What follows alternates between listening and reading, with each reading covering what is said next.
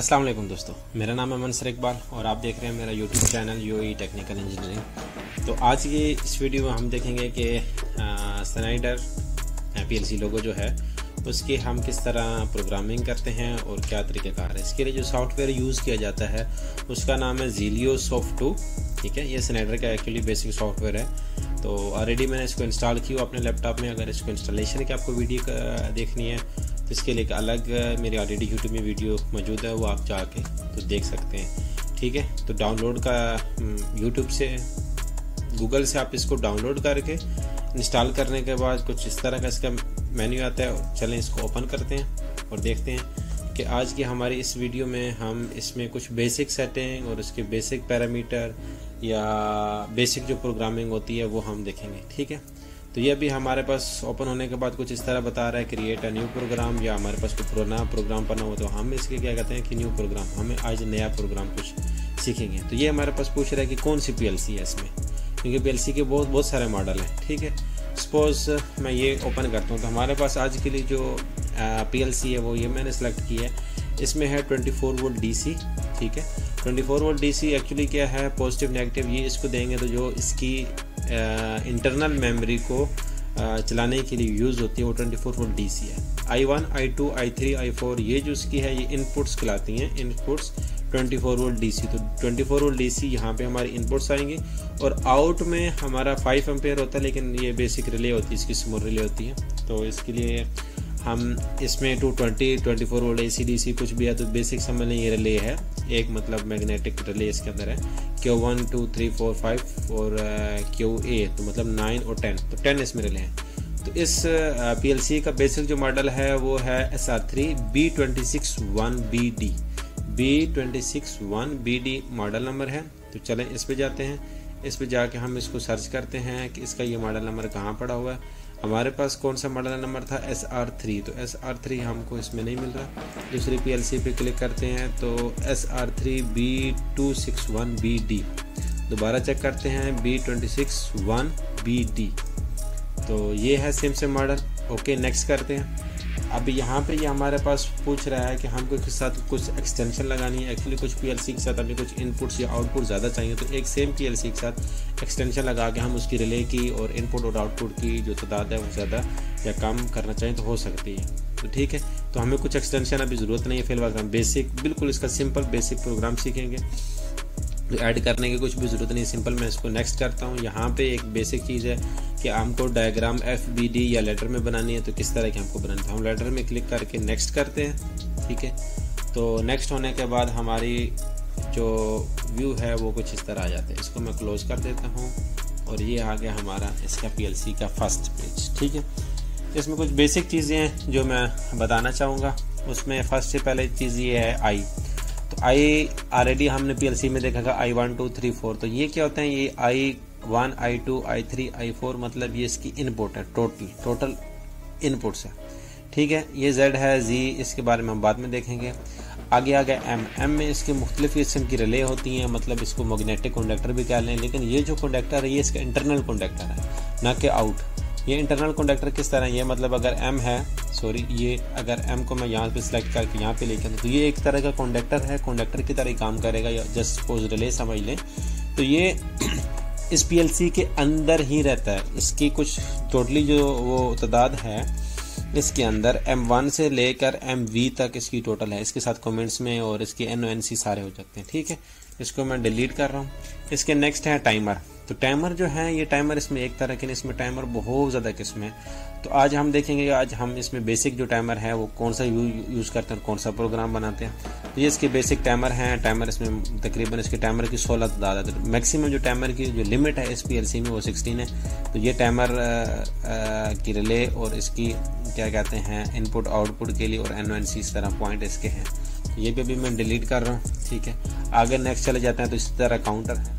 अच्छा, तो इसमें यहाँ पे हम देखते हैं कि ये जो टाइमर है ये मतलब क्लॉकवाइज नॉर्मल वॉच की तरह काम करते हैं। यहाँ से जहाँ तक हमने टाइम सेट किया 8 to 10 तक, तो उसके दरमियान ऑन ऑफ रहेगा। इसके NONC दोनों पॉइंट अवेलेबल होते हैं। इसको हम नॉर्मली क्लोज भी करना चाहें तो नॉर्मली क्लोज भी हो जाएगा, नॉर्मली ओपन भी हो जाएगा। ठीक है, या इसके डिस्प्ले के बारे में हम लोग बाद में देखेंगे। अभी आज हमने इसकी जो बेसिक सेटिंग है, बिल्कुल बेसिक प्रोग्राम हम इसका बनाएंगे, तो वो देखते हैं किस तरह होते हैं।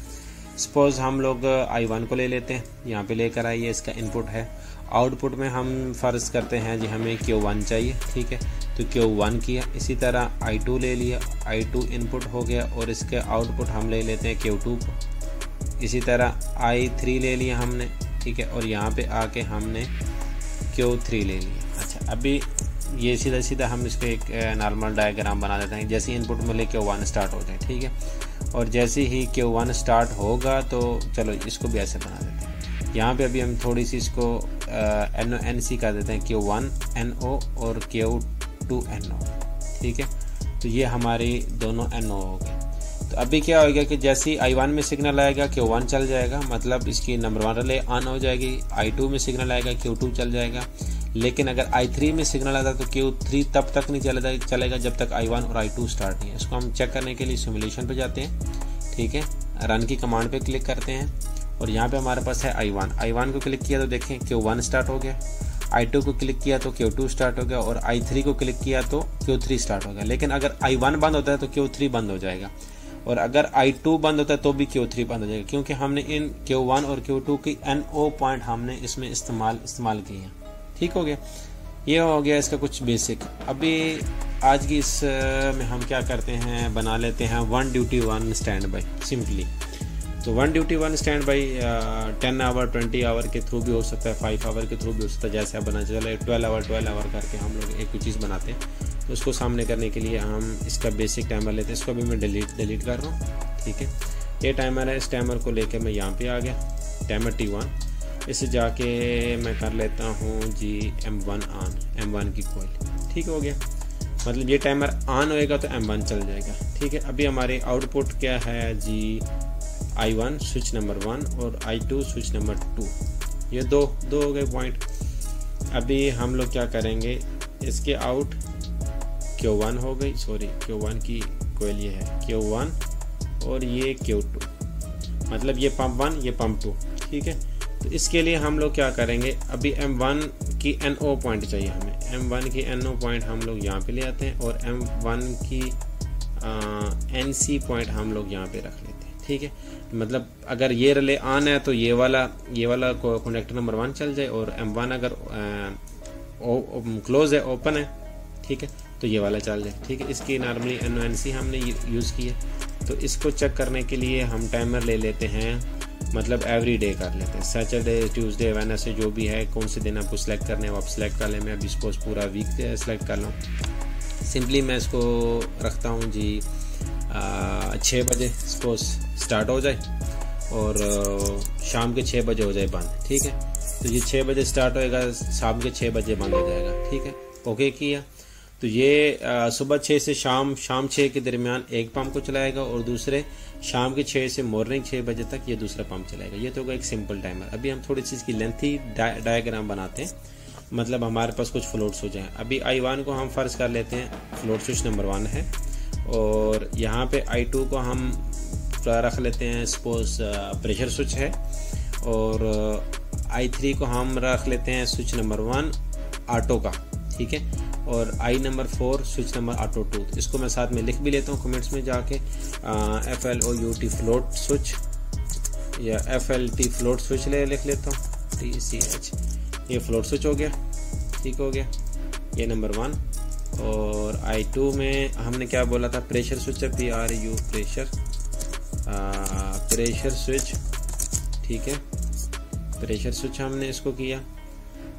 अच्छा, ये जो है ये हम लोग लिखेंगे ऑटो स्विच 1, ठीक है, ये ऑटो स्विच 1 हो गया, सॉरी 1, इसको हम 1 करते हैं।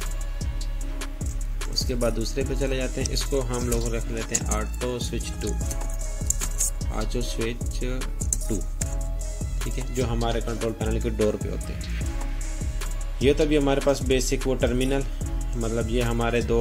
अच्छा, तो इसमें फ्लोट स्विच मतलब ये टर्मिनल, प्रेशर स्विच ये भी टर्मिनल आ जाएंगे, स्विच 1 और स्विच 2 हो जाएगा। अभी हम लोग यहाँ से इससे M1 रिले को चला लेते हैं, सॉरी इसकी कॉइल को लेना है, कॉइल को ले लेते हैं और प्रेशर स्विच से M2 को ले लेते हैं, ठीक है, और यहाँ पे हम जाके इन दोनों को रन आउट कर लेते हैं, ठीक हो। अभी हमने Q1 और Q2 को रन करना है, मतलब आउट कोयल को, ये Q1 हो गया और ये Q2 हो गया। अगर इन दोनों को हमने आपस में इंटरलॉक करना है कि दोनों कॉन्डक्टर एक साथ में कभी भी नहीं चलने चाहिए, वैसे तो बेसिक वो नहीं चलेंगे, प्रोग्राम इस तरह है, फिर भी इंटरलॉक चाहिए तो हम यहाँ पे Q1 कर लेते हैं, Q1 को Q2 की जगह करेंगे और Q2 को Q1 की जगह ले आएंगे। ठीक है, तो ये NC और ये NC बना देंगे, तो ये मतलब जिस तरह इंटरलॉक होती है कॉन्डक्टर के ऊपर, ये इंटरलॉक हो गया। लेकिन इसमें बेसिक ज़रूरत नहीं है क्योंकि ये इस तरह का प्रोग्राम है कि इसमें वो इंटरलॉकिंग की ज़रूरत नहीं है, तो दोनों पंप अलग अलग ही चलेंगे। ठीक है, इसको हम सीधा जाके मिला देते हैं। ठीक है, लेकिन ये ऐसे नहीं आएगा, इसमें हम क्या करेंगे, स्विच I3 और I4 है, तो इसमें हम क्या करेंगे, M1 और M2 मतलब फ्लोट स्विच का होना ज़रूरी है और प्रेशर स्विच का होना ज़रूरी है। तो हमने इसको क्या करना है, अभी ड्यूटी स्टैंड बाई बनाना है। तो ड्यूटी स्टैंड बाई बनाने के लिए हमने इसमें एक मिस्टेक की है, हम इसमें इसको बाद में ले लेते हैं। ठीक है, इसको स्विच को उठा के यहाँ पे ले लेते हैं, दोनों स्विचों को मतलब ऑन करना ज़रूरी है, और इससे हम जाके M3 ले लेते हैं। ठीक है, सॉरी M3 आ गया। अच्छा, यहाँ पे मैं पहले टाइमर की बात कर रहा था, ड्यूटी बेस स्टार्टर का कर लेते हैं या पल्स का लेते हैं। चलो मैं इसको ड्यूटी बेस स्टार्टर बना लेता हूँ। सपोज ये वाला टाइमर मैं ले आया, इधर NO पॉइंट, इसकी टाइमर की कोयल इधर आ गई।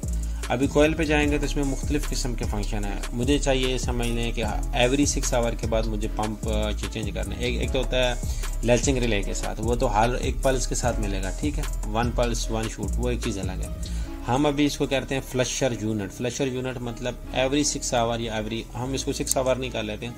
अभी यहाँ पे अगर S है तो ये हमारे पास मिनट सेकंड्स है, M है तो मिनट्स हैं, H है तो घंटे हैं। हम इसको कर लेते हैं यहाँ पे 3 सेकंड के लिए, जस्ट फॉर टेस्टिंग के लिए, क्योंकि 6 आवर बहुत लंबे हो जाएंगे। तो मैं इसको जाके यहाँ पे 3 सेकंड करता हूँ, यहाँ पे भी जाके 3 सेकंड कर दिया, ओके हो गया। ठीक है, तो ये अभी टाइमर किससे चल रहा है, M3 से। ठीक है, तो M3 की NO पॉइंट कहाँ से लूँगा, ये M3 की NO पॉइंट आ गई, ये M3 हो गया, उसको जाके मिल गई। लेकिन M3 तब तक नहीं काम करना चाहिए जब तक M1 और M2 नहीं काम करेंगे, क्योंकि M1 और M2, M1 क्या चीज़ है, फ्लोट स्विच है, M2 प्रेशर स्विच है। तो M1 को चलाने के लिए M3 को चलाने के लिए इन दोनों की इंटरलॉकिंग ज़रूरी है। तो इन दोनों की इंटरलॉकिंग हम क्या करेंगे, M1 की NO ले आएंगे और M2 की NO ले आएंगे। ठीक हो गया। अभी क्या हो गया, इसको हम लोग यहाँ पे कमेंट्स में लिख लेते हैं फ्लोट स्विच।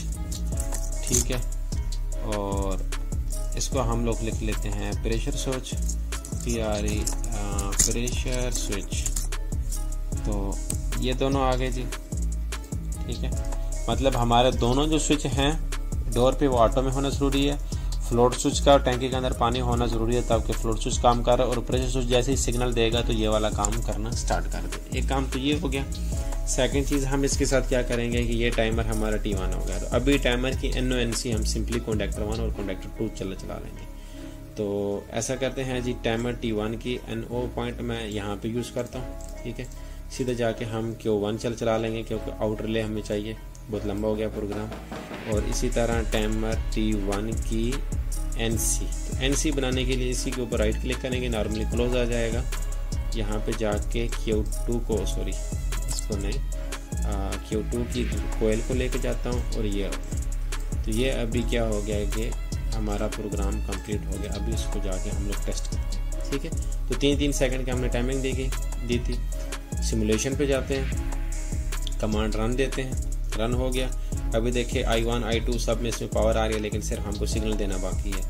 ठीक है, इस पर हम क्लिक करते हैं तो आउटपुट हमें शो होंगी। अभी Q2 चल रहा है, तो Q2 क्यों चल रहा है, इसकी वजह से क्योंकि टाइमर अभी ऑफ है। तो इसमें हमको एक चीज़ और भी रखनी होगी कि M3 का ऑन होना ज़रूरी है।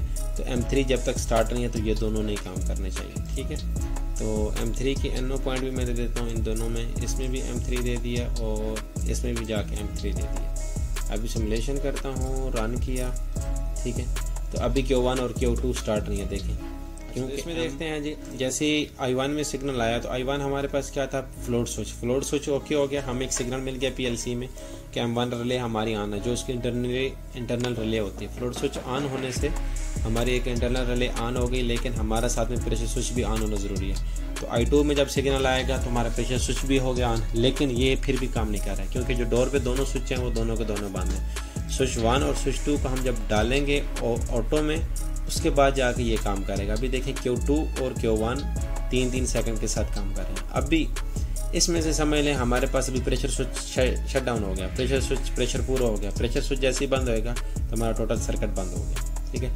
अगर हम सपोज प्रेशर स्विच चल रहा है, हमारे पास I3 और I2 और I3 और I2 जो हमारे पास हैं, ये वाले जो स्विच हैं I3 और I4, इनमें से कोई एक स्विच को अगर हम लोग ऑफ करते हैं तो पूरा सर्किट स्टॉप हो गया, क्योंकि दोनों स्विचों को ऑटो में डालना ज़रूरी है। इस तरह की हमें डायग्राम बनाइए। अभी इसमें एक और ऑप्शन बनाते हैं। सपोज हमारे पास अभी पंप नंबर 2 चल रहा है, अगर वो ट्रिप हो गया तो पंप नंबर 1 को सिग्नल दे, और अगर 1 ट्रिप होगा तो वो पंप नंबर 2 को सिग्नल दे। उसके लिए हम लोग क्या करेंगे, सपोज समझ लें कि जो पंप नंबर 1 है उसकी जो ट्रिप आएगी उसको हम लोग ले लेते हैं जी I5, ठीक है। थोड़ा सी नीचे रख लेता हूँ और दूसरे को I6 कर लेता हूँ, ठीक है। ये आ गया। तो इसको जाके मैं कर लेता हूँ ट्रिप 1 या ट्रिप P1, ठीक है। जैसे पंप 1 ट्रिप होएगा तो I1 में सिग्नल चाहिए, और पंप 2 ट्रिप होने से हमको I6 में सिग्नल चाहिए। ट्रिप P2 कर लिया इसको। इन दोनों से स्टार्ट होने से अगर हम इसकी कोयल कोई बना लें इंटरनली वो भी हो सकती है, अगर नहीं बनाते तो इसके अलावा भी इसमें काम हो सकता है। जो पंप 2 है वो पंप 1 को रन करेगा, और जो पंप 1 है वो पंप 2 को रन करेगा। इसको हम लेके जाके इसको हम यहाँ से सीधा उठा के जाके यहाँ पे रखते, ठीक है। इसको हमने यहाँ से पावर दी और यहाँ से पावर दी, ये इसके थ्रू चल गया। एक चीज़ और होगी, ये इसके थ्रू नहीं चलेगा, इसको सिग्नल मिलेगा पंप नंबर 2 से। जैसी मतलब Q2 की बारी आई चलने की, लेकिन ये पंप ट्रिप है तो ये ट्रिप होने की वजह से वो सीधा सिग्नल किस में चला गया, Q1 में। ऐसा हुआ। अभी हम एक और काम करेंगे इसमें, ये डिलीट मुझे करने दें, ये वाला, ठीक है।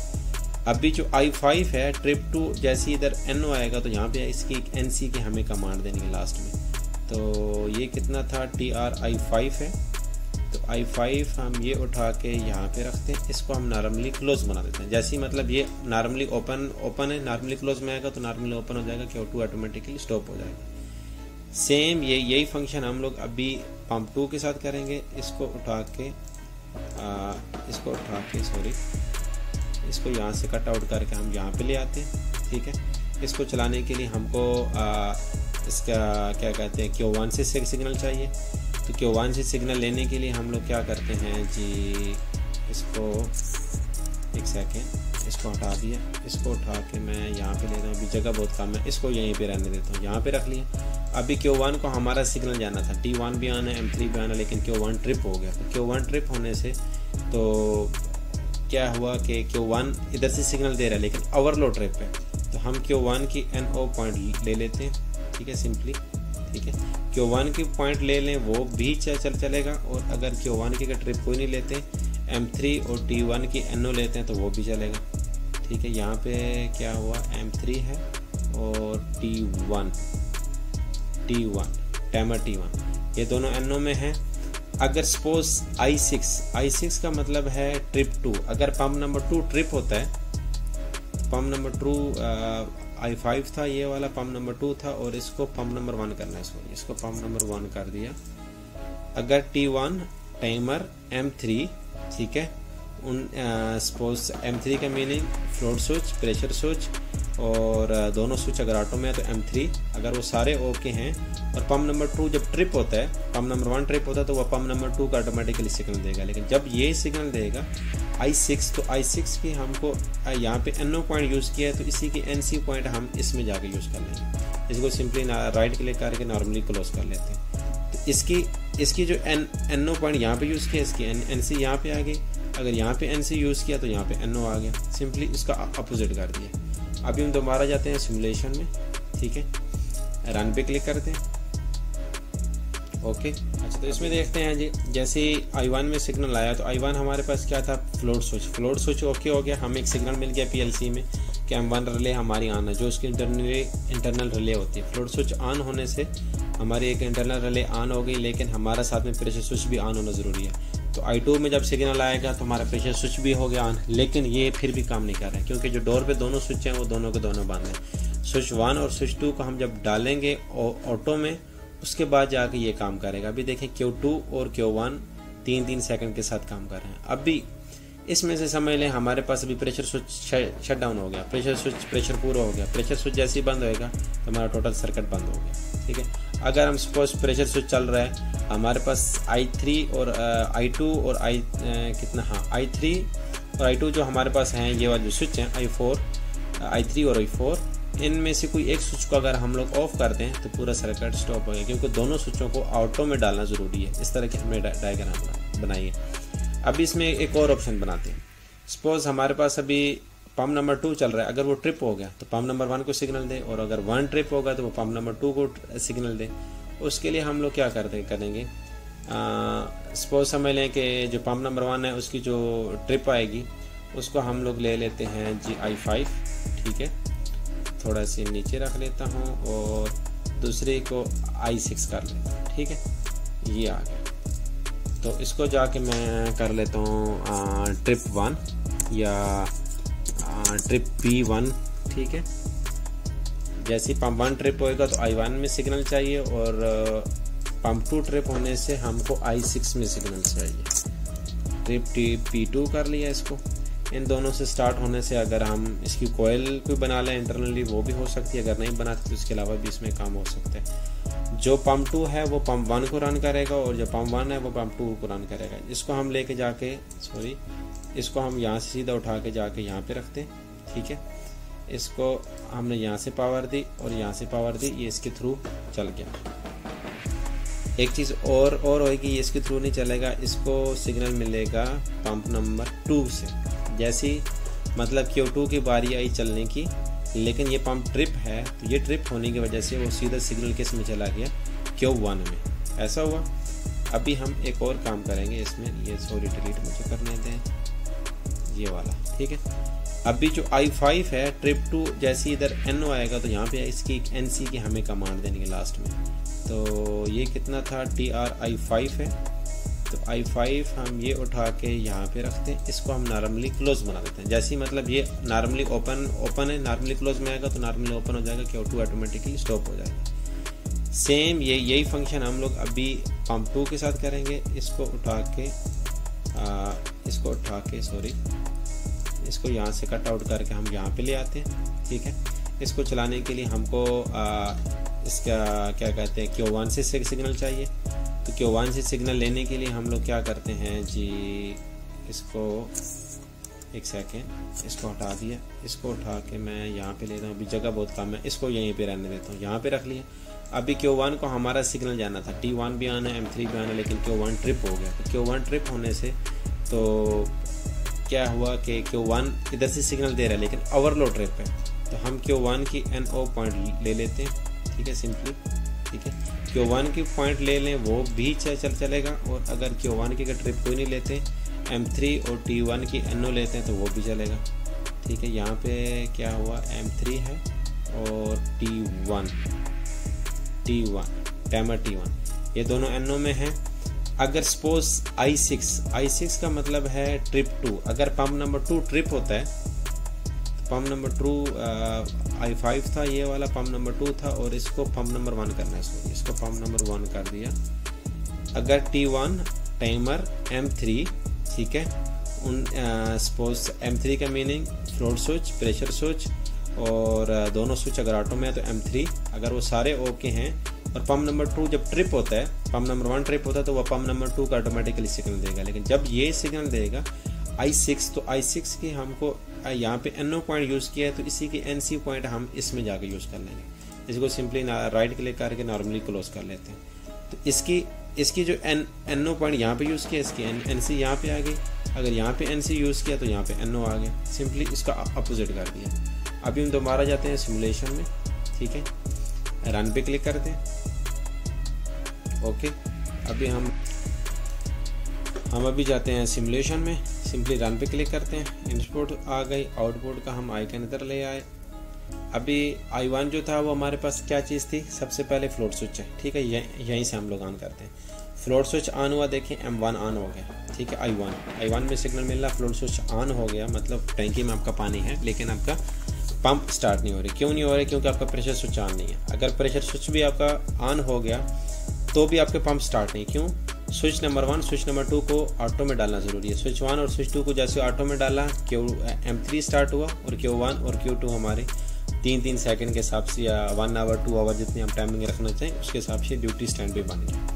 अब भी हम लोग चले जाते हैं, इसमें हमने 2 ऑप्शन और भी दिए थे, I5 और I6। अगर I5 ट्रिप आता है, मतलब I5 के अंदर अगर हमको सिग्नल मिलता है, पंप नंबर 2 ट्रिप होता है, ये पंप नंबर 2 की बारी अभी स्टार्ट हो रहा है, अगर ये वाला ट्रिप होता है तो वो सिग्नल दे दे ऑटोमेटिकली पंप नंबर 1 को, और पंप नंबर 1 ट्रिप होगा वो सिग्नल नंबर पंप 2 को देगा।